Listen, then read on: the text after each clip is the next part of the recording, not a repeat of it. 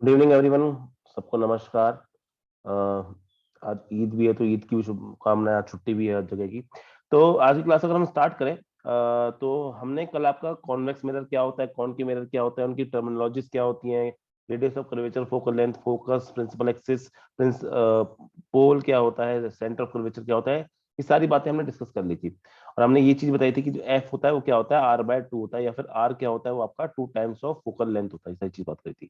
अब नेक्स्ट जो बेटा हम बात करने वाले हैं वो है इमेज फॉर्मेशन ऑफ बायस्फेरिकल मिरर्स। यहाँ से भी आपके एग्जाम में क्वेश्चन आने के चांसेस है। ये वापस से आप क्लास 12 में वापस जाके पढ़ोगे सब कुछ चीजों को, लेकिन वहां थोड़ा सा अलग तरीके से पढ़ोगे, वहां थोड़ा फास्ट फास्ट खत्म करोगे। वहां पे पढ़ाया तो जाता है क्लास 12 में, क्लास 12 में हम ये चीज वापस पढ़ाते हैं, लेकिन हम वहां पे थोड़ा सा फास्ट पढ़ा देते हैं। और यहाँ पर ये चीज इंपॉर्टेंट होती है क्योंकि आप पहली बार इस चीज को देख रहे होते हो। तो स्फेरिकल मिरर्स में हम देखने वाले हैं कि कैसे कैसे इमेज फॉर्म होती है, कहाँ पर हम किसी किसी ऑब्जेक्ट को रखेंगे तो उस ऑब्जेक्ट को कहाँ रखने से उसकी कहाँ इमेज बनती है, बड़ी बनती है कि छोटी बनती है, इस सारी चीजों के बारे में बात करेंगे। यहाँ पे हम क्या करेंगे, अपने ऑब्जेक्ट को इन फ्रंट ऑफ द मिरर रखेंगे और उसको हम चेंज करते रहेंगे, उसकी पोजीशन चेंज करते रहेंगे और देखेंगे कि उसकी इमेज कहाँ बनने वाली है। उसका रे डायग्राम भी आपको बनाना आना चाहिए। आपको क्या आना चाहिए, उसका रे डायग्राम भी बनाना आना चाहिए। अब वो रे डायग्राम कैसे बनाते हैं, तो उस रे डायग्राम को बनाने के लिए आपको पहले क्या करना पड़ेगा, कुछ स्पेशल रेस की आपको जरूरत पड़ेगी।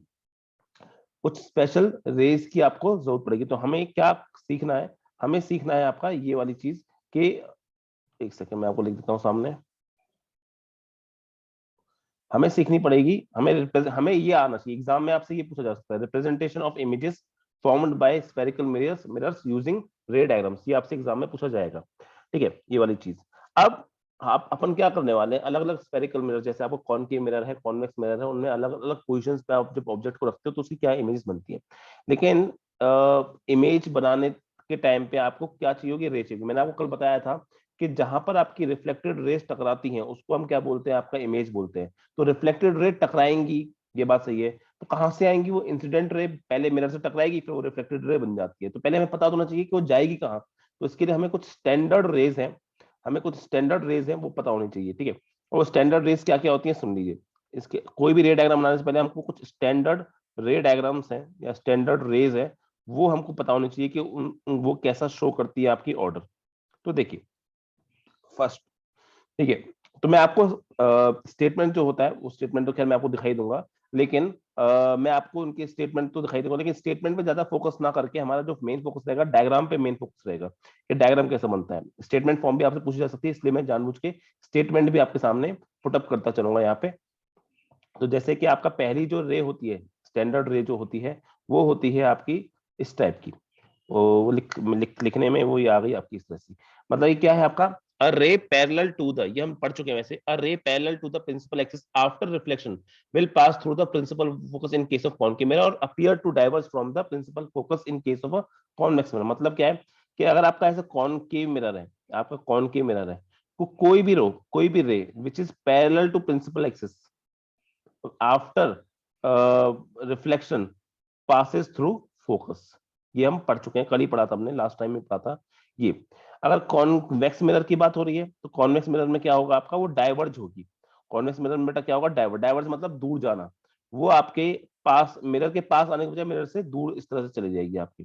ठीक है, तो ये हमें अपीयर क्या होगी कि आपकी फोकस से दूर जा रही है। देखो यहाँ पे जो रे है, ये वाली जो रे है, आपको अगर मैं डायग्राम में दिखाऊं, डायग्राम में देखते रहेंगे, यहाँ पर जो रे है ये वाली, इसको अगर आप देखोगे तो ये फोकस के पास जा रही है, जबकि इस वाली रे को देखोगे तो ये फोकस से दूर जा रही है। तो हम डाइवर्ज बोलते हैं। तो यहाँ पे डाइवर्ज हो रही है और यहाँ पे कन्वर्ज हो रही है। तो ये एक स्टैंडर्ड डायग्राम है जो आपको पता होना चाहिए। नेक्स्ट स्टैंडर्ड डायग्राम की बात करेंगे, नेक्स्ट स्टैंडर्ड रे या डायग्राम हमें क्या होता है। तो स्टैंडर्ड रे या डायग्राम से मेरा बस बेटा ये कहने का मतलब है कि आपका जब भी आपको कोई इमेज बनानी होगी तो कम से कम आपको इन स्टैंडर्ड डायग्राम में से या स्टैंडर्ड रे में से कोई भी दो रे उठानी पड़ेंगी, कोई भी दो रे आपको उठानी पड़ेंगी। लेट्स सी कि आपकी नेक्स्ट क्या होती है। तो नेक्स्ट की अगर हम बात करें तो नेक्स्ट होती है आपकी स्टैंडर्ड ये वाली, देखिए। तो सेकंड स्टैंडर्ड रे क्या हो गई आपकी, ये a ray passing through the principal focus of a concave mirror और a ray which is directed towards the principal focus of a convex mirror after reflection will emerge parallel to the principal axis. मैं फिर से कह रहा हूं, these statements are not very important for you, but जो diagram में नीचे बनाने वाला हूं ना, ये बहुत इंपॉर्टेंट है आपके लिए, बस इस पे ध्यान देना। तो अगर मैं कौन, ये जो लाइन क्या बोल रही है, इसको मैं आपको समझाने की कोशिश करता हूँ। देखिए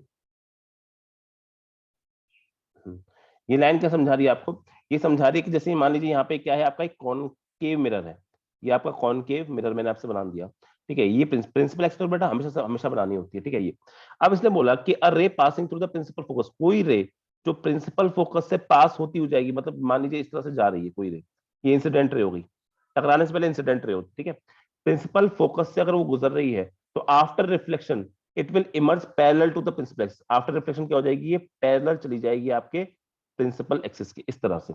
और कॉन्वेक्स मिरर के लिए बात करूं, कॉन्वेक्स मिरर के लिए क्या हो जाएगा आपका, कॉन्वेक्स मिरर में अपीयर मतलब ऐसी रे जो आपके फोकस पे जाती हुई प्रतीत हो रही है आपको, मतलब आपका फोकस यहाँ पे होता है कॉनकेव कॉन्वेक्स मिरर का, तो कोई रे जो प्रिंसिपल फोकस की तरफ आती, जा तो सकती नहीं क्योंकि तो बिहाइंड द मिरर है, जो आती हुई महसूस हो रही है मुझे इस तरह से, वो क्या हो जाएगी बाद में पैरेलल टू प्रिंसिपल एक्सिस हो जाएगी, ठीक है। तो ये आपका, ये स्टैंडर्ड दूसरी रे हो गई। ऐसी दो रे और है, उन दो रे को और हम अगर यहाँ पे देख लेते हैं, तो नेक्स्ट क्या है आपकी, नेक्स्ट होती है कि मैं आपके सामने पहले स्टेटमेंट लिखता हूँ, फिर आपको सामने लिख के बताऊंगा, पढ़ के बता उसको बना के बताऊंगा। तो नेक्स्ट रे आपके सामने हो गई बेटा, इसको यहाँ पे मैं लिख देता हूँ, ठीक। तो नेक्स्ट रे आपके सामने है थर्ड, देखिए क्या है, क्या बोल रही है ये बोल रही है a ray passing through the centre of curvature of a concave mirror और directed in the direction of the centre of curvature of a convex mirror after reflection is reflected back along the same path. मतलब इसका, अगर जैसे कोई concave mirror है, हर mirror के लिए देखेंगे कॉनकेव कॉन्वेक्स दोनों के लिए डायग्राम अलग अलग बनते हैं थोड़े से, ठीक है, तो इसलिए देखना जरूरी है। अब देखिए अगर यहाँ पर क्या है, यहाँ पर आपका सेंटर ऑफ कर्वेचर, ध्यान देना क्या बोल रही है लाइन, ये लाइन बोल रही है a ray passing through the centre of curvature, कोई रे जो कि आपके सेंटर ऑफ कर्वेचर से ही पास कर रही हो, अगर कोई रे आपकी सेंटर ऑफ कर्वेचर से ही पास कर रही है, ऐसे करके मान लीजिए इस तरह से, तो आफ्टर रिफ्लेक्शन क्या होगा, नीचे क्या लिखा है, after reflection is reflected back along the same path, तो जिस रास्ते से आई है वापस से क्या होगा, उसी रास्ते पे पीछे की तरफ चली जाएगी, ठीक है। वापस से जिस रास्ते से आई है वापस से उसी, मतलब अगर वो इंसिडेंट ऐसे आ रही थी और सेंटर कर्वेचर से पास कर रही तो वापस से वो सेंटर कर्वेचर से ही पास करके जाएगी आफ्टर रिफ्लेक्शन। अगर इसी को हम कॉन्वेक्स मिरर बनाते हैं, तो कॉन्वेक्स मिरर को अलग क्यों लिखता है ना बेटा, इसलिए लिखता है कॉन्वेक्स मिरर का जो आपका सेंटर कर्वेचर होगा पीछे की तरफ होता है, वहां पे लाइट एक्चुअली में जा नहीं सकती, लेकिन अपीयर तो हो सकती है ना वहां से जाते हुए। तो मैं बोलूंगा कि जैसे ये आपका सेंटर ऑफ कर्वेचर, ये वाली लाइन है, ठीक है, इसकी तरफ जाती हुई जो जो लाइन होगी, वो क्या होगी, जो लाइन इसकी तरफ जाती हुई होगी वो वापस से उसी रास्ते की तरफ पीछे चली जाएगी वापस। तो अगर ऐसे कोई रे आ रही है तो वापस से वो कैसे चलेगी, ऐसे चलेगी। कॉन्वेक्स मिरर उतना इंपॉर्टेंट नहीं है आपके लिए रे डायग्राम्स में, कॉनकेव मिरर ज्यादा इंपॉर्टेंट है, ठीक है। आवाज आ रही है मेरी सबको, आवाज में किसी को तकलीफ, जल्दी बताओ, कोई एक आध दो चार बच्चे बोल के बताओ, आवाज में कोई तकलीफ तो नहीं किसी को, जिसने बोला उसकी आवाज सबसे कम आई मुझे, थोड़ा तेज बोला करो बाल को, बोलो रे किसी को आवाज में प्रॉब्लम है क्या, नो सर। बस। तुम लोग बीच में कुछ कुछ बोलते रहा करो, मतलब डिस्टर्बिंग आवाज नहीं, मतलब हाँ या ना ऐसे कद बच्चा बीच में बोलते रहा करो, 5-5 मिनट के बाद एक बच्चा यस यस नो कर दिया करो, मुझे लगता है कि कोई ना कोई यहाँ पे इंसानों की क्लास चल रही है।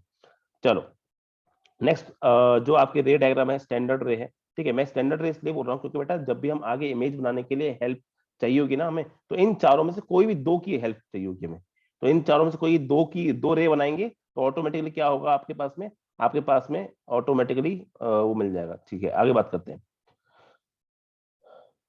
ठीक। ये मैं फिर से बोल रहा हूँ, इनकी स्टेटमेंट जो है ना बेटा, वो बहुत ज्यादा स्टेटमेंट इंपॉर्टेंट नहीं है, मैं स्टेटमेंट जो है आपके एनसीईआरटी से ही ले रहा हूँ, बहुत ही घटिया तरीके से उसने स्टेटमेंट लिखा है एनसीईआरटी ने, सच्ची बताऊं तो दिल से बता रहा हूँ, क्योंकि मैंने सब पढ़ाया है, पढ़ा रहा हूँ, सब कुछ कर रहा हूँ, लेकिन एनसीईआरटी ने बहुत ही घटिया तरीके से ये सब जो लाइन है वो लिखी हुई है। पर घटिया हो चाहे अच्छा हो, तो पढ़ने से मतलब भाई, पढ़ना तो फिर भी पड़ेगा।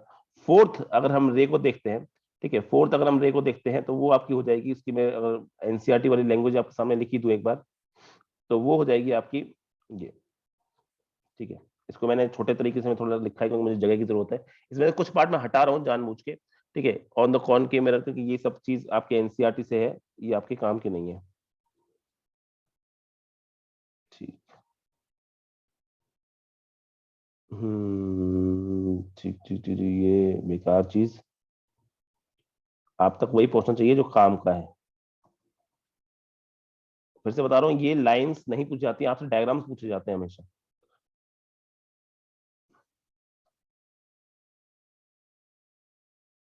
इतना बेकार है।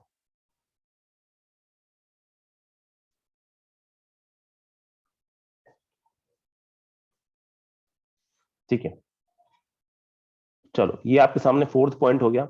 फोर्थ पॉइंट क्या बोल रहा है आपसे? फोर्थ पॉइंट ये बोल रहा है आपसे कि आपका कोई भी रे इंसिडेंट ऑब्लिकली, ऑब्लिक का मतलब टेढ़ा, obliquely to the principal axis towards a point P यानी pole of the mirror on the concave mirror, और यहाँ पे और अलग है, और a convex mirror is reflected obliquely making equal angle with the principal axis. तो समझना, मान लीजिए मेरा यहाँ पे क्या है, कॉनकेव मिरर है। ये मेरा कैसा मिरर है? Concave mirror. अभी तक तो मेरे ख्याल से आपको ये पता तो होना चाहिए कॉनकेव क्या होता है, कॉन्वेक्स क्या होता है।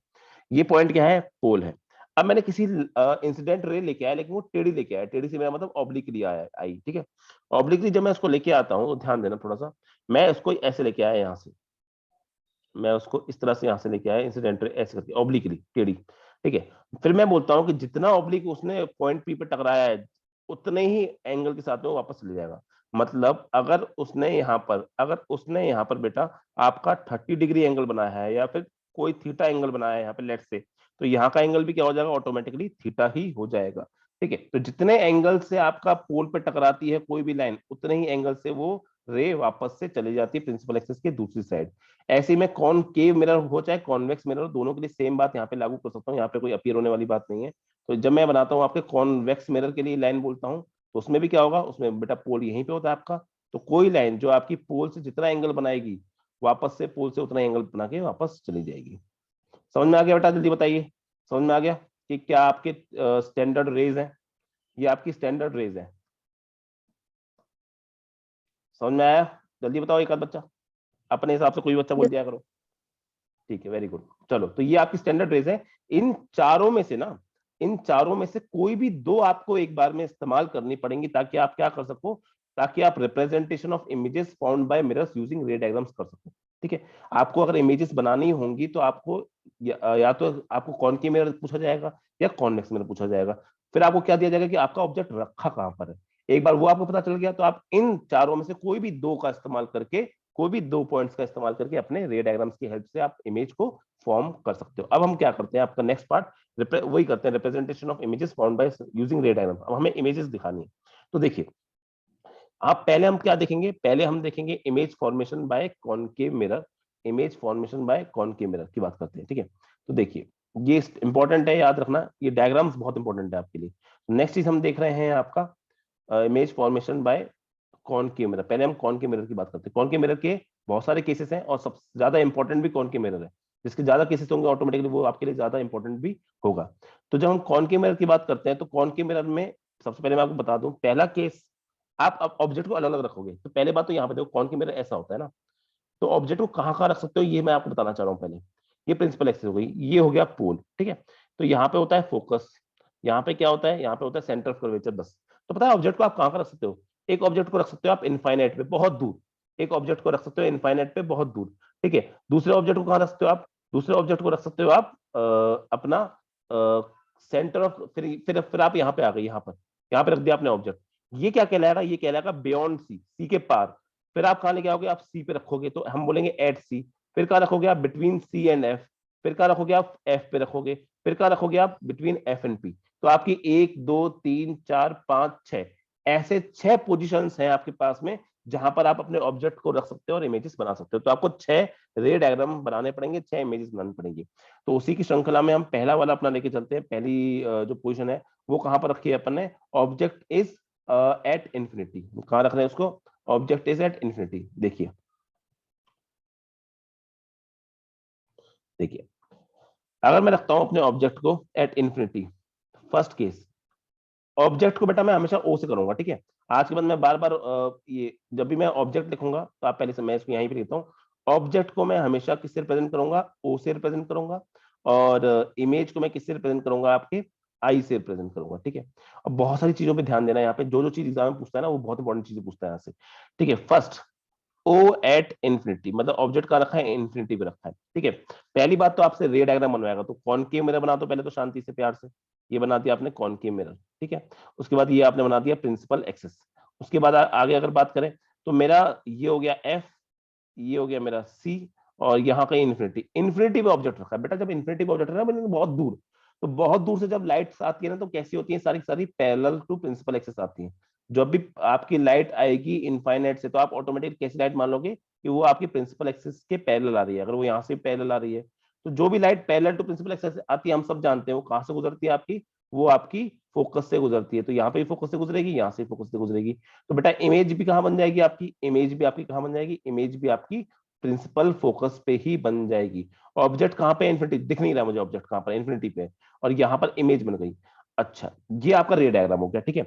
अब इसके बाद आपको करना पड़ेगा कमेंट, जो आप लोगों को बहुत अच्छे से करने आता है। कमेंट में बेटा हम लिखते हैं नेचर ऑफ इमेज के बारे में बातें, बहुत इंपॉर्टेंट चीज। इसमें कमेंट में हम इसके बारे में लिखते हैं कि आपकी नेचर ऑफ इमेज कैसी है, कि इमेज बड़ी है, छोटी है, उल्टी है, इरेक्ट है, वर्चुअल है, रियल है, ये सारी चीजों के बारे में, ठीक है।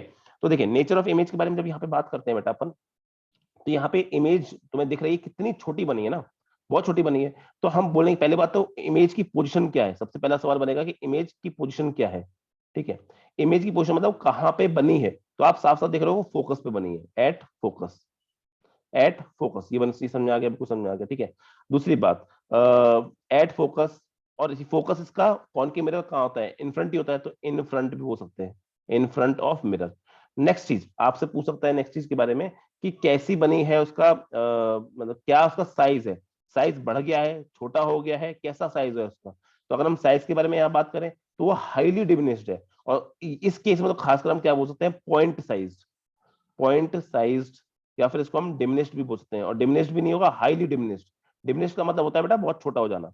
दूसरी बात, ये कैसी इमेज बन रही है, इमेज कैसी बन रही है, रियल है कि वर्चुअल है। मैंने क्या बताया था, रियल का मतलब होता है जब रेज एक्चुअली में मीट करती है। तो आप देख रहे हो ना, ये वाली रे और ये वाली रे एक्चुअली में मीट कर रही है यहाँ पे।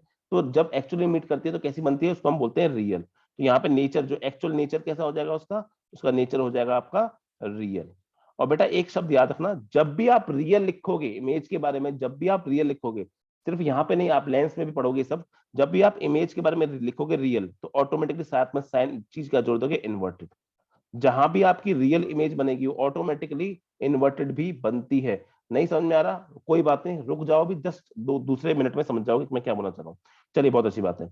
नेक्स्ट लेके चलते हैं हम अपना, नेक्स्ट पोजीशन लेते हैं हम ऑब्जेक्ट की, नेक्स्ट पोजीशन लेते हैं हम ऑब्जेक्ट की। इसी पेज पे सारे आएंगे, इसलिए प्लीज ध्यान से सुनना, वरना थोड़ा सा ऐसा लगता है बच्चे को हड़बड़ी हो रही है। हड़बड़ी नहीं हो रही है, आराम आराम से बता रहा हूँ, कोई गड़बड़ हो तो वहीं पे मुझे रोक लेना। अब object is beyond C, object is beyond C, मैंने ऑब्जेक्ट को कहा रखा बियॉन्ड सी। बियॉन्ड सी का मतलब देखो, मान लीजिए मेरा इस तरह से ये आपका कॉनकेव मिरर मैंने आपके सामने बना दिया, इस तरह से मैंने कॉनकेव मिरर आपके सामने बना दिया। ये आपकी प्रिंसिपल एक्सिस हो गई हमेशा की तरह, इसमें मैं थोड़ा सीधी लाइन बनाता हूँ, ये आपकी प्रिंसिपल एक्सिस हो गई, ठीक है। This is your principal axis, ठीक। अब वो आपसे क्या बोल रहा है कि आपका जो ऑब्जेक्ट है ना वो कहाँ रखा है, ये हो गया बेटा एफ, ये हो गया आपका सी, आपका ऑब्जेक्ट कहीं यहाँ पे रखा है, ठीक है। अब मैं ऑब्जेक्ट को देख सकता हूँ, ये ऑब्जेक्ट है आपका, ठीक है।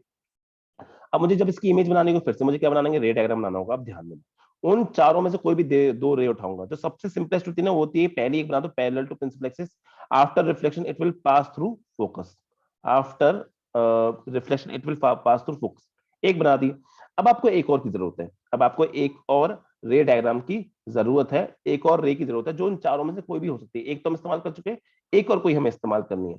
तो हम क्या लेते हैं, हम एक अच्छा खासा यहाँ पे दिख रहा है कि मैं एक काम करता हूँ ना सर, ये मैं जानता हूँ कोई भी रे जो सी से पास करती है, कोई भी रे जो सी से पास करती है, या फिर एक काम करता हूँ ऐसे बना लेता हूँ, ठीक है। ये थोड़ी गंदी बन जाएगी, मैं एक सेकंड डायग्राम को थोड़ा सा और रिफाइन करने दो। देखो अगर आपको ये सब आपको याद होना चाहिए, ये जो मैंने नीचे लिखा ना ये सब याद हो जाना चाहिए, उसके बाद तो आप ऑटोमेटिक डायग्राम बना ही लोगे, ठीक है। अब मैं इसको रे को बनाता हूँ आपके सामने। कोई भी रे जो सी से पास करती है आफ्टर रिफ्लेक्शन, वो वापस से सी से गुजर जाती है, ये मैंने आपको लिखवाया था।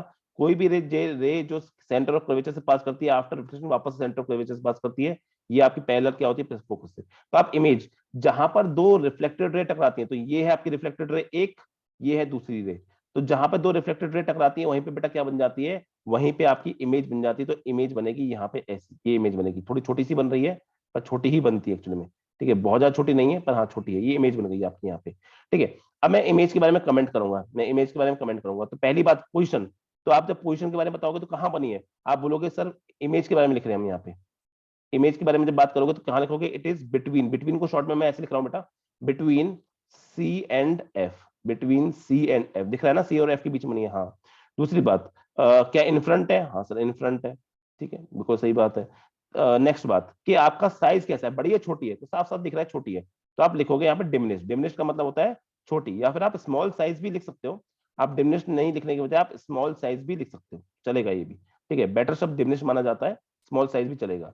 नेक्स्ट है रियल है कि इन्वर्टेड है, तो क्या रेज एक्चुअली मीट कर रही है? तो हाँ रेज एक्चुअली मीट कर रही है, तो आपकी इमेज कैसी हो जाएगी? Real and inverted. अब आपको बताता हूँ इन्वर्टेड का मतलब क्या है। अब आपको बताता हूँ इन्वर्टेड का मतलब क्या है। रियल का मतलब तो समझ आता है ना, रे एक्चुअली मीट कर रही है। इन्वर्टेड का मतलब बेटा ये होता है कि आप अगर ऑब्जेक्ट को देखो थोड़ा ध्यान से, आप अगर ऑब्जेक्ट को देखो थोड़ा ध्यान से, तो इस तरफ ऑब्जेक्ट जब दिखते हैं तो वो ऐसे दिख रहा है आपको, लेकिन जब आप इमेज को देखते हैं तो इमेज आपकी इस तरह की बनती है। जब आप इमेज को देखते हो इस तरह की बनती है, तो इसका मतलब है इन्वर्टेड, मतलब वो एक की उल्टी हो गई। दूसरी बात, आप जब ऑब्जेक्ट को देख रहे हैं तो वो प्रिंसिपल एक्सिस के ऊपर बन रहा है, और जब इमेज को देखते हैं तो प्रिंसिपल एक्सिस के नीचे बन रहा है। इस तरह की चीज को हम क्या बोलते हैं? इस तरह की चीज को बोलते हैं हम इन्वर्टेड। अगर प्रिंसिपल एक्सिस के नीचे हो जाती है तो उसको हम बोलते हैं उल्टी इमेज हो गई या इन्वर्टेड इमेज हो गई। चलो ये बहुत अच्छी बात है, आपको समझ में आ गया होगा। चलिए नेक्स्ट केस में चलते हैं। आपका समझ में आ रहा है ना? थोड़ा बहुत ज्यादा फास्ट तो नहीं हो रहा? हल्का फास्ट तो हमें रखना पड़ेगा बेटा, अगर हमें सिलेबस खत्म करना है टाइम पे, क्योंकि बहुत कम टाइम बचा है आपके एग्जाम में, ठीक है।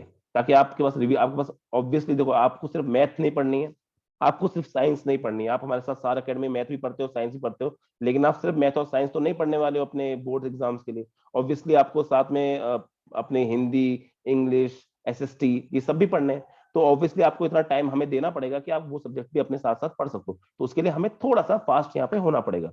लेकिन फास्ट होने का मतलब ये नहीं है कि समझ में ना आए, और समझ में ना आए तो आपकी जिम्मेदारी बनती है कि आप पूछें, ठीक है। कोई भी डाउट हो प्लीज वहीं रोक के मुझे पूछ लें। थर्ड, अब मैं अपने ऑब्जेक्ट को मिरर के पास ला रहा हूं। अब मैं क्या करूंगा? O is at C। आपका ऑब्जेक्ट कहां रखा है? आपका सेंटर ऑफ कर्वेचर पे ही रखा है। आपका ऑब्जेक्ट कहां रखा है बेटा? आपका सेंटर ऑफ कर्वेचर पे ही रखा है। तो देखिए यहाँ पे मैंने बनाया फिर से कॉनकेव मिरर बनाया इस तरह से, ठीक है। ये बहुत स्पेशल केस है, इसके मैं यहाँ से बनाता हूँ। इस तरह से प्रिंसिपल एक्सिस बन गई, ठीक है। ये आपकी प्रिंसिपल एक्सिस बन गई। अच्छा, अब यहाँ पे जब मैं बाकी चीजें मार्क करता हूँ तो ये बन गया आपका F, ये बन गया आपका C जो कि डबल डिस्टेंस पे होता है। अब मैंने ऑब्जेक्ट कहाँ रखा है ना बेटा? अपना C पे ही ऑब्जेक्ट रख दिया, ध्यान देना। अब मैंने ऑब्जेक्ट का रख दिया आपका C पे रख दिया। अब मैं वही चीज करता हूँ कि मुझे कोई भी दो रे उठानी है, कोई भी दो रे उठानी है, अपना डायग्राम बनाना है। तो पहली रे तो हमेशा की तरह मैं हमेशा ये लेके चलता हूँ कि आपने एक रे ली पैरेलल टू प्रिंसिपल एक्सिस, पास कर दी। कहां से पास हो जाएगी बेटा? फोकस से पास हो जाएगी। अब दूसरी रो आप रे आप कोई भी ले सकते हो। मैं एक काम करता हूँ, एक रे बनाता हूँ जो फोकस से पास करती है। मैं जानता हूँ जब भी कोई रे फोकस से पास करती है, जब भी रे कोई फोकस से पास करती है तो आफ्टर रिफ्लेक्शन वो पैरेलल हो जाती है। आफ्टर रिफ्लेक्शन वो पैरेलल हो जाती है आपके प्रिंसिपल एक्सिस के। थोड़ी सी रे ऐसे बन जाएगी, सही है, ठीक है। तो आप जब इमेज को बनाओगे यहाँ पर, इस केस में जब आपकी इमेज जो बनके तैयार होगी ना बेटा, वो कैसी हो जाएगी? वो हो जाएगी आपकी इस तरीके से। तो इमेज बनेगी आपकी, वो बन जाएगी इस तरीके से, इस तरीके से। ये था आपका C। तो थोड़ा सा आप ध्यान दोगे। अब इमेज के बारे में जब हमें कमेंट करना है, जब इमेज के बारे में हमको कमेंट करना है, याद रखना रे डायग्राम मैंने बनाया पहले है, लेकिन आप अपने दिमाग में क्या रखो? ये सारी चीजें याद रखो दिमाग में कि अगर ऑब्जेक्ट बियॉन्ड C पे है तो ये सारी चीजें आपको याद होनी चाहिए। और अगर ये सारी चीजें आपको याद है तो आप रे डायग्राम बड़े आराम से बना सकते हो। मेरे को इतनी ज्यादा प्रैक्टिस है ना कि मैं रे डायग्राम पहले बना के आपको सामने कर रहा हूँ, लेकिन आपको पहले ये सब चीजें याद करनी है नीचे वाली, उसके बाद रे डायग्राम बनाने की प्रैक्टिस करनी है, ताकि आप जल्दी जल्दी बना पाओ। अच्छा, इमेज की पोजीशन कहाँ है? इमेज कहाँ बन रही है? तो आप देखो इमेज सर C पे ही बन गई, तो image is at C।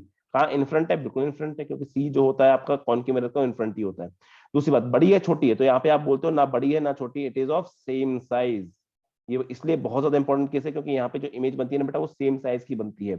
Next बात करते हैं आगे, कैसी है? रियल इन्वर्टेड है? रियल भी है और इन्वर्टेड भी है। आपकी रेस एक्चुअली में मीट भी कर रही है, और वो आपकी प्रिंसिपल एक्सिस के नीचे बन रही इमेज, तो हम रियल एंड इन्वर्टेड बोलते हैं, ठीक है। नेक्स्ट देखिए, नेक्स्ट केस में अगर हम बेटा जाए आपके, तो नेक्स्ट केस है आपका, ठीक है।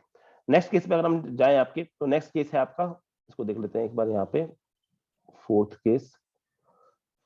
चलिए एक सेकेंड, इसको मिटा देते हैं। मैं अपनी फोटो कहीं और डाल देता हूँ, हाँ। अब देखिए नेक्स्ट है आपका फोर्थ। फोर्थ में क्या है आपका? ऑब्जेक्ट कहाँ रखा है मैंने? अब आपका ऑब्जेक्ट इज और करीब लेके आ रहे हैं, बिटवीन। बिटवीन को मैं शॉर्ट में ऐसे लिख रहा हूँ, C एंड F। मैंने अब आपका ऑब्जेक्ट कहाँ रख दिया? आपका C और F के बीच में रख दिया। ऑब्जेक्ट कहाँ रख दिया बेटा मैंने? C और F के बीच में। तो देखिए C और F के बीच में मतलब मैंने क्या किया आपका,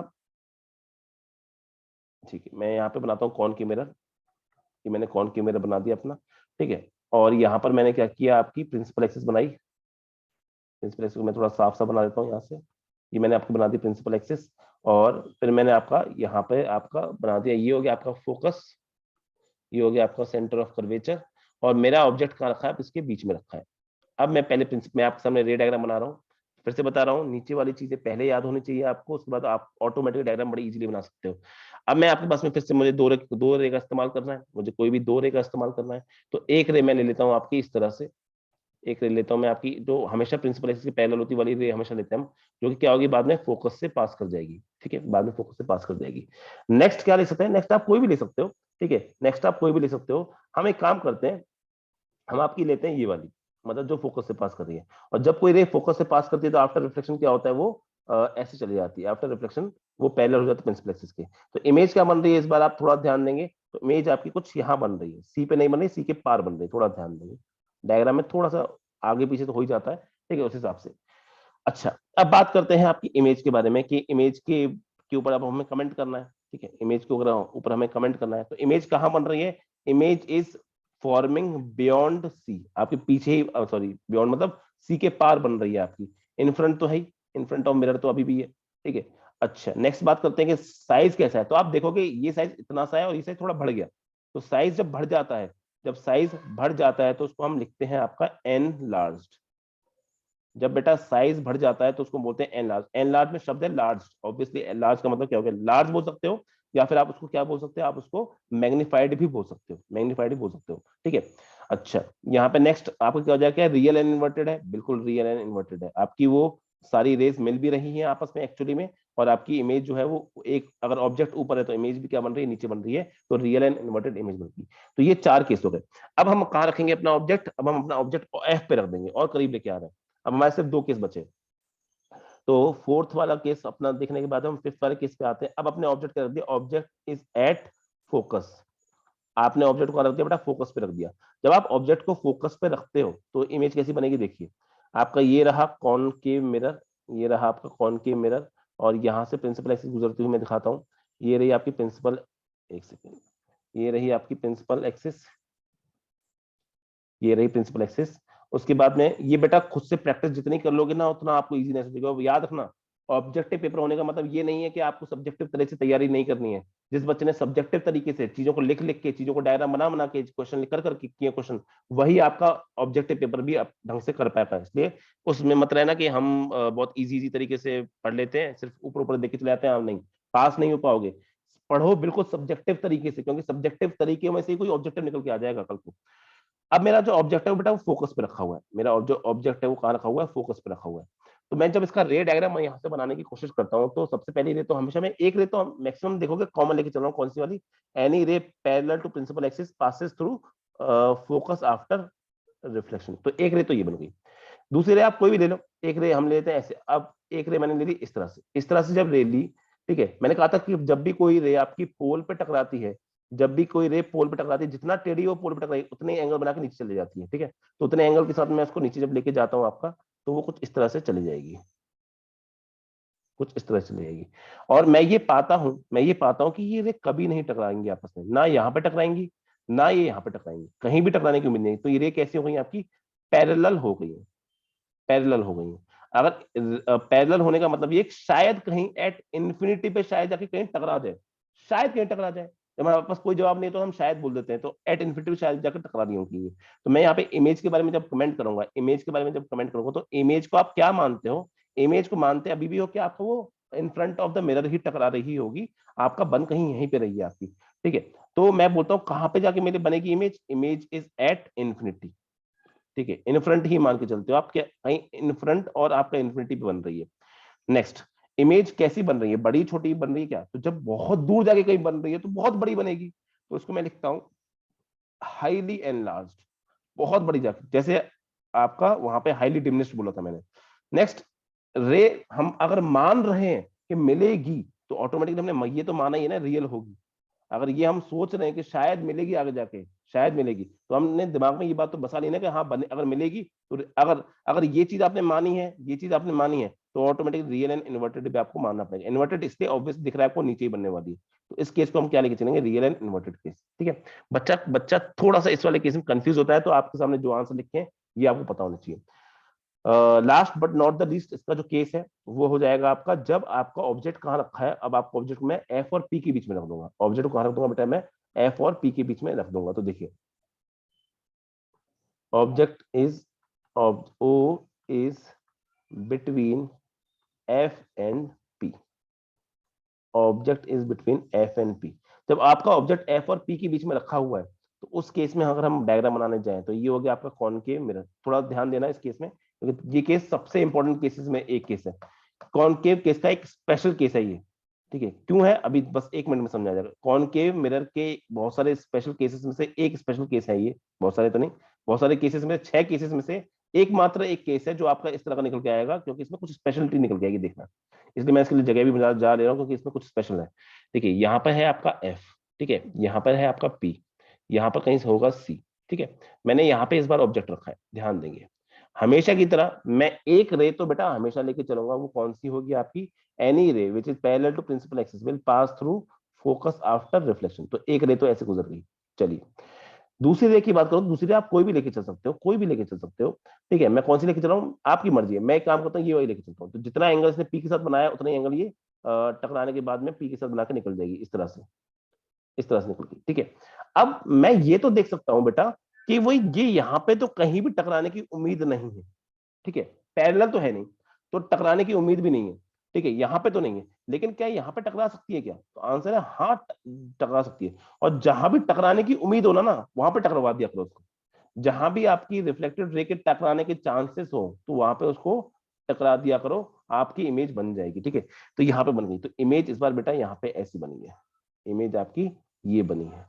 अभी स्पेशल केस क्यों है, तो देखो इस बार अगर मैं आपसे पूछूं कि अगर इमेज के बारे में आपको कमेंट करना है, ये इसलिए सबसे, इन सब में सबसे अलग और इंपॉर्टेंट केस बन जाएगा। इमेज के बारे में जब यहाँ पे कमेंट करूं तो पहली बात, इमेज की पोजीशन क्या है, तो आप बोलोगे it is behind the mirror. Exact position क्या होगी तो वो मैं नहीं बता सकता, क्योंकि बिहाइंड द मिरर तो ना सी है ना एफ है ना पी है, कुछ भी नहीं है, ठीक है। तो एग्जैक्ट क्या होगी वो तो कैलकुलेशन से निकलती आएगी। नेक्स्ट, आपकी कैसी है, बड़ी बनी है छोटी बनी है, तो आप देख सकते हो साफ साफ दिख रहा है आपको सामने सामने यहाँ पे कि कैसी बनी है, एनलार्ज्ड बनी है, ठीक है। नेक्स्ट और लास्ट केस, कैसी है, रियल एंड इन्वर्टेड है, नहीं रियल तो नहीं है, आपने जानबूझ के इनको एक्सटेंड करके मिलाया है ना, तो रियल नहीं है, तो कैसी बोलोगे आप, वर्चुअल है, ठीक है। और वर्चुअल जब भी शब्द आएगा, जब भी शब्द आता है बेटा वर्चुअल, तो साथ में इसके ऑटोमेटिक नया शब्द आता है इरेक्ट। वर्चुअल एंड इरेक्ट, अब ये सब बच्चे समझेंगे इरेक्ट का मतलब क्या होता है, तो सुनिए। इरेक्ट का मतलब होता है कि अगर आपकी ये प्रिंसिपल एक्सिस है और इसके ऊपर आपकी आपका ऑब्जेक्ट ऐसे रखा हुआ था इसके ऊपर, और अगर आपकी इमेज जो बन के आती है वो भी आपके एक ही साइड बन के आ जाती है, यानी मैं बताऊं इरेक्ट का मतलब क्या होता है, when O and I, object and image are on same side of principal axis. Principal axis की सेम साइड बोल रहा हूं मैं, मिरर की नहीं। प्रिंसिपल एक्सिस, प्रिंसिपल एक्सिस या तो ऊपर या उसके नीचे, अगर दोनों सेम साइड निकल के आ जाती हैं तो मैं क्या बोलता हूँ वहां पे इरेक्ट। तो आप देख रहे हो कि यहाँ पर ऑब्जेक्ट भी ऊपर था और इमेज भी ऊपर बन के आई है, तो इस केस को मैं क्या बोलता हूँ अपना, इस केस को मैं बोलूंगा अपना इरेक्ट बनूंगा, बोलूंगा वर्चुअल। क्यों, क्योंकि यहाँ पे रेज आपकी एक्चुअली मीट, एक्चुअली में तो यहाँ कहीं मीट करनी चाहिए थी, यहाँ तो कहीं मीट नहीं कर रही, ठीक है। लेकिन क्या पीछे मीट कर सकती है एक्सटेंड करने पे, हाँ एक्सटेंड करने पे ये मीट कर सकती हैं, इसलिए मैं इमेज को पीछे बना दूंगा आपका, इसीलिए इसको क्या बोलता हूं मैं, वर्चुअल इमेज। तो ये 6 केस थे आपके, ये 6 केस थे आपके जहां पर आपकी कॉनकेव मिरर के क्या क्या रे डायग्राम्स बनते हैं, ये आपको मैंने बनाना सिखाया। जल्दी बताइए समझ में आया कि नहीं आया, जल्दी बताइए। फिर से मैं बता दूं आपको, आपको ये सारी जो चीजें हैं ना, ये वाली ये वाली चीज, ये आपको याद होनी चाहिए। जैसे मैंने आपको बोल दिया कि ओ एस एट एफ, आपके दिमाग में ये सब ऑटोमेटिकली आ जाना चाहिए, उसके बाद आप रे डायग्राम बना सकते हो। समझ में आ गया सबको, जल्दी बताइए, फिर आगे बढ़ते हैं। Yes sir. चलो शाबाश। Yes sir. पूजा आप क्लास अटेंड कर रहे हो पूजा? Yes sir. ठीक है, तो पूजा जब भी मैं पूछूं समझ में आया नहीं आया तो आपको जरूर आंसर करना है, क्योंकि आप नए बच्चे हो ना क्लास में, बाकी बच्चे तो पुराने वाले हैं, उनका लगभग ये मान के चलो कि उनका सिलेबस खत्म हो रखा है, तो वो तो रिवीजन ही कर रहे हैं यहाँ पे बस, ठीक है। पूजा आपको हर बार बोलना है, जब मैं बोलूं ठीक है तो पूजा की आवाज जरूर आनी चाहिए।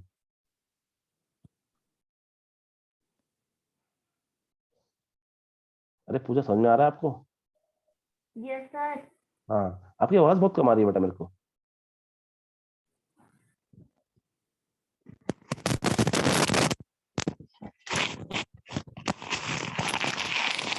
Yes sir. हाँ अब थोड़ा सा लगा कि आपकी आवाज है। सो रहे थे क्या बेटा आप? नो सर, वो माइक। चलो कोई ना, पता लग गया मुझे माइक की समथिंग। ठीक है, नेक्स्ट बात करते हैं अपन image formation by convex mirror. अभी हमने कॉनकेव मिरर की बात करी। अच्छी बात यह है कॉन्वेक्स मिरर बहुत इजी है। क्यों इजी है अभी मैं आपको समझाता हूँ। कॉन्वेक्स मिरर की अगर बेटा बात करूँ तो कॉन्वेक्स मिरर होता है इस टाइप से। ठीक है, कॉन्वेक्स मिरर होता है आपका इस टाइप से। ठीक, कॉन्वेक्स मिरर होता है आपका इस टाइप से। और मैं जब इसकी बात करता हूं आपके तो देखो, इसका सी, सॉरी इसका सी नहीं, इसका एफ यहाँ पे होता है, इसका सी भी यहाँ पे होता है, इसका पी यहाँ पे होता है। अब गड़बड़ ये है बेटा, ये होती है इन फ्रंट साइड और ये होती है बिहाइंड साइड। ठीक है, आप जब भी किसी ऑब्जेक्ट को रखते हो तो आप इन फ्रंट साइड ही तो रख सकते हो उसको। आप उसको बिहाइंड करके रख के कैसे इमेज बना सकते हो? बना ही नहीं सकते, क्योंकि रे तो ऐसे आएगी, इंसिडेंट रे, और टकरा के कुछ ऐसे जाएगी। तो आप पीछे थोड़ा ना किसी ऑब्जेक्ट को रखते हो। आप मिरर, अगर आपके घर में जो शीशा है उसके पीछे जाके अगर आप देखोगे तो कोई इमेज दिखेगी आपको? नहीं। तो इसका मतलब आपको यहाँ पे रखना पड़ता है। तो आपके पास में यहाँ पे सिर्फ दो ही केस बन सकते हैं, सिर्फ दो ही केस बन सकते हैं। वो क्या है? या तो फर्स्ट केस कि आपका ऑब्जेक्ट इज एट इंफिनिटी, एक तो केस बनता है ऑब्जेक्ट इज एट इंफिनिटी। ठीक है, और दूसरा क्या बन सकता है आपका कि आपका object is not at infinity. Simple सा सवाल कि ऑब्जेक्ट या तो इंफिनिटी बनेगा या object is not at infinity, बस यही दो केस बन सकते हैं। तो अगर मैं बात करूं आपके, तो दूसरा वाला केस क्या बन सकता है आपका? ऑब्जेक्ट इज बिटवीन, बिटवीन को शॉर्ट में मैं ऐसे लिख रहा हूं, इंफिनिटी एंड पोल पी। ठीक है, ये बस दो ही केस होते हैं। कॉन्वेक्स मिरर बहुत ईजी है, इसमें से दो ही केस निकल के आते हैं और दोनों केस एक जैसे होते हैं। ठीक है, ज्यादा दिमाग लगाने की जरूरी नहीं है। यहाँ पे मैंने बनाया आपका कॉन्वेक्स मिरर बना दिया इस तरह से। ठीक है, और यहाँ पे इसकी प्रिंसिपल एक्सिस बना दी। तो जल्दी जल्दी बनाते हैं तो अच्छा डायग्राम बनाते हैं। ठीक है, तो यहाँ पे अगर मैंने बनाया आपका इस तरह से प्रिंसिपल एक्सिस बना दी।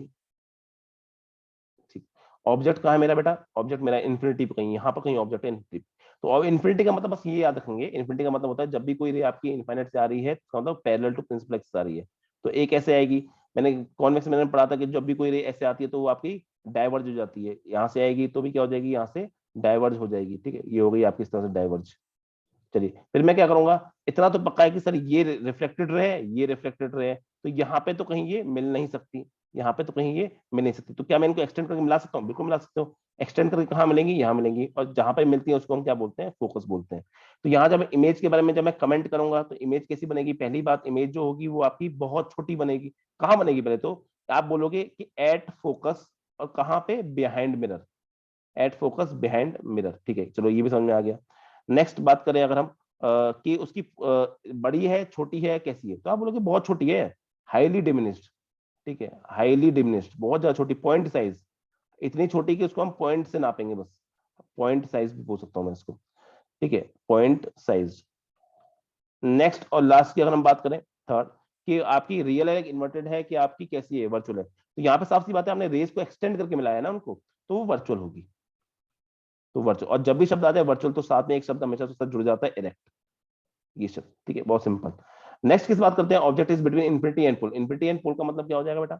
कि मैंने मान लीजिए आपको बनाया इस तरह से, इस तरह से बनाया मैंने आपका, ये आपको बना दिया मैंने कॉन्वेक्स मिरर। और इसमें इस बार मैंने क्या किया, आपका एक ये बना दी प्रिंसिपल एक्सिस, थोड़ा ध्यान देंगे इस वाले केस पे। और यहाँ पे अगर हम बात करें तो ऑब्जेक्ट मेरा, अब आपका इन्फिनिटी तो यहाँ पे होता है, पोल यहाँ पर है, इनके बीच में कहीं भी रख दो, कहीं भी रख दो, मैंने कोई भी ऑब्जेक्ट रख दिया इस तरह से। ठीक है, और फिर मैं रे डायग्राम बनाने की कोशिश करता हूँ। तो रे डायग्राम्स में से मैंने आपको समझाया था बहुत सारे रे डायग्राम। एक ray going parallel to principal axis after reflection diverge. ठीक है, डाइवर्ज किस तरह से? कि वो आपके फोकस से गुजरने की कोशिश करती है, इस टाइप की। ठीक है, ये आपने रे डायग्राम समझा था। नेक्स्ट, अब आप कोई भी रे बना सकते हो, कोई भी रे जो आपको मन है वो रे बना दो यहाँ पे। ठीक है, जब हम यहाँ पे रे बनाने की कोशिश करते हैं, जब हम यहाँ पे रे बनाने की कोशिश करते हैं तो वो कहाँ से गुजरेगी? कोई भी दूसरी रे, आप स्टैंडर्ड रे जो मैंने ले रखी है वो बना सकते हो। लेट्स से कि मैं काम करता हूँ, मैं आपका यहाँ पे एक लेता हूँ इस तरह से। ठीक है, जब आपको दिखने में आसानी हो, यहाँ से मैंने पोल से, जो पोल पे जितने एंगल से कोई लाइन टकराती है उतने एंगल से वहां से चली जाती है इस तरह से। ठीक है, फिर मैं बोल रहा हूँ कि देखिए सर, ये है रिफ्लेक्टेड रे और ये है, साफ सीधी बात है, ये यहाँ पे तो कहीं टकरा नहीं सकती, लेकिन पीछे की साइड टकरा सकती है क्या? हाँ सर, टकरा सकती है। देखिए पीछे की साइड ऐसे टकरा रही है। जब पीछे की साइड ऐसे टकरा रही है तो इस बार इमेज क्या बनेगी? इस तरह से बन जाएगी आपकी इमेज। ये आपकी इमेज बन जाएगी। तो इमेज छोटी बन रही है ना। अब इमेज के बारे में कमेंट करते हैं, चलिए इमेज के बारे में कमेंट करते हैं। इमेज पहली बात तो कहाँ बन रही है आपकी? ठीक है, इमेज कहाँ बन रही है, पहला कमेंट इसके बारे में जब हम करेंगे, तो जो बेटा इमेज बन रही है वो बिहाइंड द मिरर बन रही है। ठीक है, जब भी आप बिहाइंड द मिरर बोलते हो, ठीक है, जब भी आप बिहाइंड द मिरर बोलते हो, ठीक है, तो कहां बन रही है, आपको ये दिख भी रहा होगा कहां बन रही है, आपके पी और एफ के बीच में बन रही है। तो बिटवीन पी एंड एफ, और कहां आगे या पीछे, तो आप बोलोगे बिहाइंड, बिहाइंड द मिरर। ठीक है, नेक्स्ट, आपका बड़ी है छोटी है, तो देख रहे हैं हिसाब से छोटी है, तो आप सिंपल क्या बोलोगे, डिमिनिश्ड। सिंपल क्या बोलोगे आप इसको, डिमिनिश्ड साइज की बन रही है। नेक्स्ट और लास्ट आप क्या बोलोगे, कैसी बन रही है, वर्चुअल इरेक्ट है, क्योंकि आपकी रेज एक्चुअली मीट नहीं कर रही है, आप जबरदस्ती मिला रहे हो। और इरेक्ट क्योंकि दोनों आपकी प्रिंसिपल एक्सिस ऊपर ही बन रही है, दोनों एक साइड ही बन रही है प्रिंसिपल एक्सिस के, तो आप इसको बोलोगे वर्चुअल इरेक्ट। तो सिर्फ और सिर्फ बेटा यही दो केसेस हैं आपके, यही दो केसेस हैं आपके कॉन्वेक्स मिरर में, और इसके अलावा कोई केस नहीं है। किसी को कोई डाउट हो तो जल्दी बताइए। पूजा समझ में आया, जल्दी बताइए। No sir. Yes sir. अरे नो सर यस सर, ये क्या हुआ? यस तो सर, समझ आ गया। आपने नो सर और यस सर ऐसे कहा कि मुझे डाउट हो गया, फिर क्या हो गया? चलिए, समझ गया, मैं समझ गया, मत एक्सप्लेन करना। ठीक है, अब यहाँ पर ये सारे केस बेटा आपको याद होने चाहिए, ये डायग्राम्स आपको याद होने चाहिए, क्योंकि आपके एग्जाम में डायग्राम्स भी पूछ सकता है आपसे, और वो आप तभी बना पाओगे जब आप मतलब इस तरह समझा पाओगे। ठीक है, चलिए नेक्स्ट बात करते हैं। इसके बाद यहाँ पे आता है uses of spherical mirrors. Very very important case, important topic बोल सकता हूँ, आपको ये रटने वाला है, सिर्फ और सिर्फ रटना है आपको। ठीक है, यूजेस ऑफ स्फेरिकल मिरर्स, कि स्फेरिकल मिरर्स का क्या इस्तेमाल होता है डेली यूजेस में, या डेली एप्लीकेशंस में, या डेली लाइफ में, आपको क्या इस्तेमाल है स्फेरिकल मिरर्स का। तो उसमें हम पहला देखते हैं आपका कॉनकेव मिरर का इस्तेमाल। ठीक है, ये स्टेटमेंट फॉर्म है बेटा, और ये स्टेटमेंट फॉर्म में ही आपसे सीधे सीधे ऑप्शन दे देगा और बोल देगा बताइए क्या कॉनकेव मिरर इसके लिए इस्तेमाल होता है, या इसके लिए इस्तेमाल होता है, या ये यूज के लिए हम कौन सा मिरर इस्तेमाल करते हैं, कॉनकेव मिरर इस्तेमाल करते हैं या कॉन्वेक्स मिरर इस्तेमाल करते हैं। बहुत ज्यादा इंपॉर्टेंट है, समझिएगा इसको, ये रटना है सीधे सीधे, इसमें कोई बहुत ज्यादा समझाने वाली बात कुछ है नहीं। ठीक है, मैं इसमें आपको ये नहीं कि इसमें बहुत बड़ी चीज समझाने जा रहा हूँ, ऐसा कुछ खास समझाने के लिए है नहीं, आपको याद करने वाली बात है। ठीक है, समझने के लिए बस इतना है कि आप ये समझ सकते हो कि हाँ ये ऐसा होता है, ये ऐसा होता है। ठीक है, कॉनकेव मिरर की बात करें तो ये आपका it is use in torches, it is use in torches, तो जहां भी टॉर्चेस का नाम आ जाए आप ऑटोमेटिक समझ जाना कि वहां पे आप कॉनकेव मिरर का इस्तेमाल करने वाले हो। चलिए मैं एक एक करके इन सबको लिख देता हूँ यहाँ पे। तो पहला यूज लिखता हूँ मैं आपका कॉनकेव मिरर का, तो वो हो जाएगा आपका, एक सेकेंड, ठीक है। Concave mirrors are commonly used in torches, search lights and vehicles headlights to get powerful beams of light. ऐसा इसलिए क्योंकि आपकी वो जब लाइट उस पर पड़ती है, जो लाइट निकलती है वो ऑब्वियसली वो बहुत हाई बीम से निकलती है, कंसंट्रेटेड हो, फोकस पे जाती है, तो इसलिए हम इसका इस्तेमाल करते हैं, बहुत अच्छी चीज है ये। नेक्स्ट अगर हम सेकंड पार्ट का इस्तेमाल करें तो जो शेविंग मिरर्स आपके होते हैं, ये जो सेकंड वाला है शेविंग मिरर्स वाला, ये बहुत बार पूछा गया एग्जाम में, बहुत ज्यादा बार पूछा गया, इसलिए इसको याद रखना कि शेविंग मिरर जब भी आपके एग्जाम में नाम आ जाए तो आप ऑटोमेटिकली क्या इस्तेमाल करोगे, आप वहां पे नाम आप इस्तेमाल करोगे अपना कॉनकेव मिरर का। तो they are often used as shaving mirrors to see larger image of the face. देखो आपसे यहाँ पे बहुत ज्यादा रीजन नहीं पूछने वाला, आपसे यहाँ पे बहुत ज्यादा रीजन नहीं पूछने वाला, लेकिन आपसे यूजेस के बारे में डायरेक्टली पूछ सकता है। यूजेस के बारे में क्या पूछ सकता है, आपसे डायरेक्टली पूछ सकता है, तो आपको यूजेस पता होने चाहिए। तो ये आपके शेविंग मिरर में आपके इनका इस्तेमाल किया जाता है। तो शेविंग मिरर का जहां नाम आ जाएगा आप ऑटोमेटिकली बोल दोगे कि वहां पे कौन सा मिरर इस्तेमाल होता है, आपका मिरर इस्तेमाल होता है वहां पे कौन की मिरर। और तीसरा जो है ये भी बहुत इंपॉर्टेंट है, और बहुत बार ये सब पूछे गए हैं, मैं फिर से बता दूं ऑब्जेक्टिव में ये क्वेश्चन और ज्यादा इंपॉर्टेंट हो जाते हैं। ठीक है, इसीलिए समझ लीजिए। नेक्स्ट है आपका कि आपके डेंटिस्ट, ये डेंटिस्ट के नाम से याद रखना, ये शब्द हैं डेंटिस्ट, सर्च लाइट्स और टॉर्चेस और आपका शेविंग मिरर्स, तो ये कीवर्ड्स है। मैं कीवर्ड्स पे वापस से आऊंगा, वापस जब आपको समराइज करूंगा इन सारे यूसेस को, तो आपको ज्यादा समझ आ जाएगा। ठीक है, नेक्स्ट है आपका कि the dentist use concave mirrors to see large images of the teeth of patients. ठीक है, ठीक, ये हो गया। ठीक है, नेक्स्ट है आपका, और जो लास्ट यूज हम यहाँ पे देखने वाले हैं आपका, डी बोल देता हूँ उसको मैं। ठीक है, डी आपका हो जाएगा, ये आप इसको इस्तेमाल करते हो तो ये बहुत ज्यादा इंपॉर्टेंट तो नहीं है, मैं इसको ये बहुत ज्यादा इंपॉर्टेंट कैटेगरी में नहीं रखूंगा, लेकिन हाँ यूज तो है यूज का। तो नेक्स्ट और लास्ट आपका यहाँ पे हो जाएगा कि आप इसको फर्नेसिस में, सोलर फर्नेसिस में, सोलर कुकर्स में, ऐसी जगहों पे आप इसका इस्तेमाल करते हो। कौन सी चीज है आपका इस तरह की याद है, आप थोड़ा ध्यान देना। आपने कभी अपने जो टीवी का जो आपका वो है ना एंटीना टाइप सा, जो आपके टाटा स्काई का वो है एंटीना सा, डिश बोलते हैं उसको हम, तो डिश को जब आप देखोगे तो थोड़ी सी इस कर्व नेचर की होती है ना, वो उस कर्व नेचर की क्यों है, कभी ध्यान दिया? ताकि लाइट आए और टकरा के कंसंट्रेट करके ओके यहाँ पे जाए, ऐसे करके। वो जानबूझ के आप उसको इस शेप का लेते हो, तो वो भी क्या है, कॉनकेव। अगर एग्जाम में आ गया ना डिस्टिव होती है, वो कौन सा होती है, तो आप वहां पे बता सकते हो कि वो आपका कॉन्वेक्स सॉरी कॉनकेव शेप में ली जाती है। एक सेकेंड चार्ज लगा लूं उसको अपने लैपटॉप को।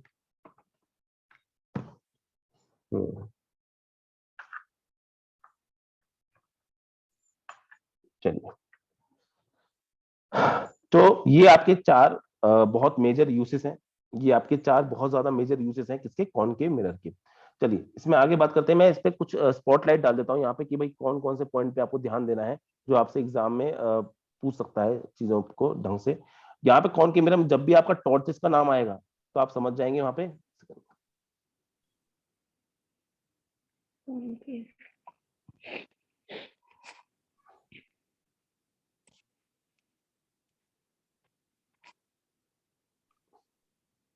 ठीक, तो जब भी आपका यहाँ पे नाम आएगा इसका क्या कहते हैं टॉर्चेस का, तो आप समझ जाएंगे वहां कौन की मिरर इस्तेमाल होने वाला है। जब भी ये शेविंग मिरर का नाम आएगा तो आप समझ जाओगे वहां कौन की मिरर इस्तेमाल होने वाला है। जहां भी डेंटिस्ट का नाम आएगा, ठीक है, वहां पे आप समझ जाओगे कौन की मिरर का इस्तेमाल होने वाला है। इसी तरीके से बेटा इसी तरीके से हम आपका नेक्स्ट अगर बात करना चाहें, आपका हम बात कर सकते हैं सेकंड और फॉर अबाउट कॉन्वेक्स मिरर्स के बारे में। नेक्स्ट हम यूजेस ऑफ कॉन्वेक्स मिरर के बारे में बात कर सकते हैं। बेटा जो बोल ना रहा हो ना, आप बोलते टाइम पे अपने आप को अनम्यूट करें और उसके बाद वापस से म्यूट कर लें अपने आप को। वैसे तो मैं कर देता हूं, लेकिन आप अपनी तरफ से खुद को म्यूट कर लिया करें, क्योंकि उससे आपकी थोड़ा आसपास की आवाज आती है ना, तो वीडियो में थोड़ी सी गड़बड़ करती है और कुछ नहीं। चलिए नेक्स्ट अगर हम बात करें कॉन्वेक्स मिरर के इस्तेमाल के बारे में बात करें, तो इसके भी काफी, ऐसा नहीं कॉन्वेक्स मिरर के आपने सिर्फ 2 ही केस पढ़े थे, इसका मतलब ये नहीं कि इसका यूज नहीं होता। यूज इसका भी बहुत अच्छा खासा होता है, और इसका एक यूज तो बहुत ज्यादा एग्जाम में पूछा जा रहा है, उसकी बात हम कर लेते हैं। ठीक है, तो कॉन्वेक्स मिरर की अगर हम बात करें तो ये क्या करता है ना, ये ज्यादा एरिया की चीजों को कम एरिया में दिखाने की कोशिश करता है। जब बहुत ज्यादा बड़े एरिया को आपको देखना हो और उसको कम एरिया में आपको करना है तो आप इसका इस्तेमाल करते हो। ढंग की बात करें तो इसका एक ही यूज है, जो सबसे ज्यादा इसका इस्तेमाल किया जा रहा है, वो है आपका इन जो आपके रियर व्यू मिरर्स होते हैं गाड़ियों में जो गाड़ी आपकी स्कूटी होती है, आपका बाइक्स होती हैं, आपकी गाड़ी होती है, उनकी साइड में मिरर्स होते हैं ना, पीछे पीछे वाली गाड़ी को देखने के लिए, तो उसमें इसका बहुत ज्यादा इस्तेमाल किया जाता है। और ना ना इस चीज से सिर्फ और सिर्फ ये सवाल नहीं पूछा जाता, ठीक है, इस यहां से सिर्फ ये सवाल नहीं पूछा जाता कि हम कौन सा मिरर इस्तेमाल करते हैं, यहाँ पे इसका एक्सप्लेनेशन पूछा जाता है। और सिर्फ और वो सिर्फ एक ही यूज है इसका जो सबसे ज्यादा पूछा गया है, ठीक है, वो मैं आपको सामने लिख देता हूँ यहाँ पे, ये, ठीक है, बहुत बड़ा सा आपके सामने लिख दिया है। मैं आपको पूरा पढ़ के बताता हूँ, ये पूरा ही इंपॉर्टेंट एक्चुअली में। इसको मैं यहाँ पे एक बार इसको थोड़ा सा एडिट कर देता हूँ ताकि थोड़ा ढंग का दिखे, वरना इसको देख के तो बच्चा डर जाएगा कि क्या लिख दिया मेरे सामने इतना सारा। ठीक, याद रखना ये एक्सप्लेनेशन भी एग्जाम में आपसे पूछा गया है, तो एक्सप्लेनेशन भी आपको पता होना चाहिए। ठीक है, देखिए तो क्या बोल रहा है यहाँ पे, कौन के सबसे पहली बात तो जो आपको याद करने वाली चीज है ऑब्जेक्टिव पॉइंट ऑफ व्यू से, वो है ये convex mirrors are commonly used as rear view wing mirrors in vehicles. जो पीछे वाली गाड़ियों को देखने के लिए आप इसका इस्तेमाल करते हो।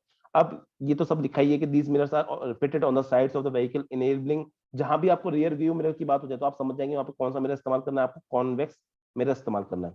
These mirrors are fitted on the sides of the vehicle, enabling the driver to see traffic behind him to facilitate safe driving। साफ सीधी बात है। कॉन्वेक्स मिरर आर प्रेफर्ड, अब ये है बनता है सवाल, यहां से बनता है सवाल कि why are convex mirror preferred for rear view mirrors, ये बहुत इंपॉर्टेंट सवाल बनता है। तो उसका एक्सप्लेनेशन यहाँ पे आपको दे रखा है। देखिए convex mirrors are preferred because they always give an erect दो डिमिनिश्ड, डिमिनिश्ड का मतलब भले ही छोटी इमेज दे रहा है आपको, ठीक है, लेकिन आपको इरेक्ट इमेज दे रहा है। अगर आप कॉनकेव मिरर पे जाओ तो कॉनकेव मिरर में ज्यादातर केसेस में क्या होता है, आपको उल्टी इमेज मिल रही होती है। अब ऑब्वियसली बात है, जब आप गाड़ी चला रहे हो तो आप पीछे पीछे जब गाड़ी को आप उल्टा तो नहीं देखना चाहते, उसको सीधा ही देखना चाहते हो। और कॉनकेव और कॉन्वेक्स मिरर के जो हमने इतने सारे केसेस किए, देखो यहाँ पे कॉनकेव, इसमें इसमें अगर बात करें यहाँ पे आपकी देखो, यहाँ पे इन्वर्टेड, यहाँ पे इन्वर्टेड, यहाँ पे इन्वर्टेड, यहाँ पे इन्वर्टेड, ठीक है, आगे बात करें यहाँ पे इन्वर्टेड। बस एक केस में आपका इरेक्ट आ रहा था, सिर्फ एक केस में इरेक्ट आ रहा है। इसका मतलब अगर गाड़ी दूर हुई तो अगर मैं कॉनकेव मिरर का इस्तेमाल करूंगा तो मुझे उल्टी दिखाई दे जाएगी, तो मैं पीछे वाली गाड़ी को उल्टा तो नहीं देखना चाहता ना। लेकिन जहां मैं बात करता हूँ कॉन्वेक्स मिरर की, तो वहां पे यहाँ पे भी इरेक्ट, यहाँ पे भी इरेक्ट, इसका मतलब सीधी दिखाई दे रही है मुझे, तो इसलिए मैं कॉन्वेक्स मिरर का इस्तेमाल करता हूँ। दूसरी बात, also they have wider field of view, have a wider field of view as they are curved to outside, ठीक है, जिसकी वजह से आपका मच लार्जर एरिया, इसका मतलब ये है कि आप इतनी दूर इन्फिनिटी पे रखी हुई चीज को भी आप यहाँ पे देख सकते हो बड़े आराम से। देखो, इन्फिनिटी पे रखी हुई चीज को आप फोकस पे देख सकते हो आराम से, तो मतलब बहुत दूर की चीज है ना, उसको भी आप कॉन्वेक्स मिरर में बड़ी इजीली से देख सकते हो। इसलिए क्योंकि इसका लार्जर व्यू होता है, फील्ड ऑफ व्यू ज्यादा होता है इसका, प्लस ये हर बार आपको इरेक्ट इमेज ही देगा। आप जो भी इमेज देखने वाले हो वो आपको क्या दिखेगी, सही साइज की नहीं बोल रहा मैं, आपको बोल रहा हूँ कि वो आपको सीधी दिखाई देगी, कम से कम सीधी दिखाई दे। ठीक है, इसीलिए हम बोलते हैं कि आपका जो रियर व्यू मिरर्स होते हैं, जो पीछे देखने वाली गाड़ी को में मिरर्स लगे होते हैं, वो आपके हमेशा किसके बने होते हैं, आपके कॉन्वेक्स मिरर के बने होते हैं। तो ये बेटा पार्ट था, थ्योरेटिकल पार्ट था मिरर्स का, जो कि बहुत इंपॉर्टेंट पार्ट था, थ्योरेटिकल पार्ट ऑफ मिरर्स। ठीक है, नेक्स्ट बात, इसके बाद जो बात आती है वो आती है आपकी न्यूमेरिकल पॉइंट ऑफ व्यू से हम मिरर्स में क्या पढ़ते हैं। तो उसमें हम पढ़ते हैं आपका मिरर फॉर्मूला, उसमें हम पढ़ते हैं आपका मिरर फॉर्मूला। तो एक बार हम मिरर फॉर्मूला को, मैं कोशिश कर रहा हूं कि मैं आज ना पढ़ाऊं मिरर फॉर्मूला को, बिकॉज मिरर फॉर्मूला ना थोड़ा सा अच्छा है। ठीक है, अगर मैं मिरर फॉर्मूला को अभी जल्दी जल्दी पढ़ा दूंगा ना, तो फिर आपको समझ में कम आएगा। और मिरर फॉर्मूला से याद रखिएगा, एक क्वेश्चन आपके ऑब्जेक्टिव में पक्का, मैं लिख के दे सकता हूँ 100% आपके एग्जाम में एक क्वेश्चन तो आने वाला ही है, चाहे ऑब्जेक्टिव हो चाहे सब्जेक्टिव हो, किसी भी एग्जाम में आपका एक क्वेश्चन तो आने वाला ही है। तो हड़बड़ी में इस चक्कर में, क्योंकि मेरी अभी भी एक और, इसके बाद जस्ट थोड़ी देर बाद मेरी एक और क्लास है, तो हड़बड़ी के चक्कर में कि भाई मैं बस आपको अपना टाइम पास तरीके से मैं खत्म कर दूं, तो वो मुझे एक्सेप्टेबल नहीं है, ना आपको होगा ऑब्वियसली। आप भी पूरी फीस दे रहे हो, ठीक है, और बाद में तो खैर आप जो यूट्यूब चैनल पे देख रहे हो तो वो तो फ्री है सबके लिए, लेकिन ऑब्वियसली जब आप अपना इतना मेहनत दे रहे हो, तो आपके साथ में मेरा मेहनत करना भी चलता है। तो मैं ये नहीं करना चाहता कि मैं मेरा फॉर्मूला जल्दी पढ़ा के आपका खत्म कर दूं, उसको हम आराम से पढ़ेंगे, कोई जल्दबाजी नहीं है। ठीक है, तो आज की क्लास में हमने क्या देखा, आज की क्लास में हमने देखा आपका कि दो तरह के जो मिरर्स थे आपके, उनके इमेज डायग्राम्स याद रखना। आज जो हमने चीज पढ़ी है, इससे 2 से 3 सवाल मैं सोच रहा हूं, जैसा कि अगर आपके 2 से 3 टाइप के सवाल बन सकते हैं यहाँ पे, यहाँ से आपके 2 से 3 टाइप के सवाल जो बन सकते हैं वो क्या है आपके, कि स्टैंडर्ड वे में से कोई एक क्वेश्चन आपसे पूछ सकता है, जो बहुत ज्यादा इंपॉर्टेंट नहीं है, लेकिन कॉनकेव मिरर और कॉन्वेक्स मिरर की इमेज डायग्राम से एक क्वेश्चन 100% आने वाला है, ये मेरी गारंटी है। 100% सोचो, अगर आपको 1 घंटे की क्लास में आपको मैं 100% एक चीज बोल सकता हूँ कि इसमें से क्वेश्चन आने वाला है, तो वो क्लास बहुत इंपॉर्टेंट मानी जाएगी। ठीक है, तो इसलिए इन सब चीजों को पढ़ना है। यूज ऑफ स्फेरिकल मिरर से एक क्वेश्चन पक्का आएगा। आज जितना भी मैंने आपको टॉपिक पढ़ाया ना, उनमें से आप 2 क्वेश्चन मान के चलिए आपके एग्जाम में देखने को मिलेंगे, नहीं मिले तो फिर मुझे क्लास के बाद आके बोल देना, सर आपने बोला 2 क्वेश्चन यहाँ से आएंगे, नहीं आए। मैं बोल रहा हूँ कि आज हमने जितना पढ़ा है, भले ही हमने कम पढ़ा है, लेकिन जितना पढ़ा है ना उतना इंपॉर्टेंट है कि इसमें से आपका एग्जाम में 2 क्वेश्चन पक्का आने वाले, चाहे ऑब्जेक्टिव हो चाहे सब्जेक्टिव हो। दूसरी बात बेटा, ये टॉपिक इसलिए भी बहुत ज्यादा इंपॉर्टेंट है कि जब आप क्लास 12th में जाके ऑप्टिक्स पढ़ोगे ना, तो ये सेम टू सेम चीज वापस से आएगी आपकी वहां पे, लेकिन वहां पर टीचर आपको भगाएगा। मैं भी टीचर होऊंगा ना तो मैं भी भगाता, ठीक है, मैं भी टीचर होता क्लास 12th में, मैं भी भगाता, क्योंकि मैं ये मान लेता ना, जब बच्चा क्लास 10th में पढ़ के आ रहा है, तो क्या मैं उसको वापस से वही चीज पढ़ाऊंगा क्या, सेम टू सेम चीज, क्योंकि मुझे उसके ऊपर, उससे और हाई लेवल की चीजें भी पढ़ानी है। तो मैं क्या उन्हीं चीजों पर अटका रहा हूँ कि जो मुझे पहले पढ़ाना होगा। इसीलिए इन चीजों को अच्छे से समझ लो, अच्छे से पढ़ लो, क्योंकि अगर ये चीज अभी समझ में नहीं आई या अभी आपसे नहीं हो पाई, तो क्लास 12 में वापस से आपको दिक्कत होने वाली है। क्योंकि मैं तो class 12th NEET IIT JEE 10th 11th 12th सबको पढ़ाता हूँ, तो मुझे पता है कि आपके आगे फोकस क्या होना चाहिए, किस चीज पे आपको ज्यादा फोकस करना चाहिए, किस चीज पे कम फोकस करना चाहिए। ठीक है, तो बेटा इसी के साथ में आज क्लास हम यहाँ पे खत्म कर रहे हैं। फिर आपसे नेक्स्ट क्लास में जब हम मिलेंगे, तो मिरर फॉर्मूला पे हम बात करेंगे, और उस मिरर फॉर्मूला खत्म करने, वो जल्दी खत्म हो जाएगा, मतलब लगभग आधे घंटे से के ऊपर के आसपास का टॉपिक है वो। ठीक है, उसमें हम एक न्यूमेरिकल भी करेंगे, उसके बाद फिर हम आपका रिफ्लेक्शन शुरू कर देंगे उसके बाद में। ठीक है, चलो बच्चों आज की क्लास फिर हम यहीं भी खत्म करते हैं, मिलते हैं आपसे नेक्स्ट क्लास में। Thank you very much.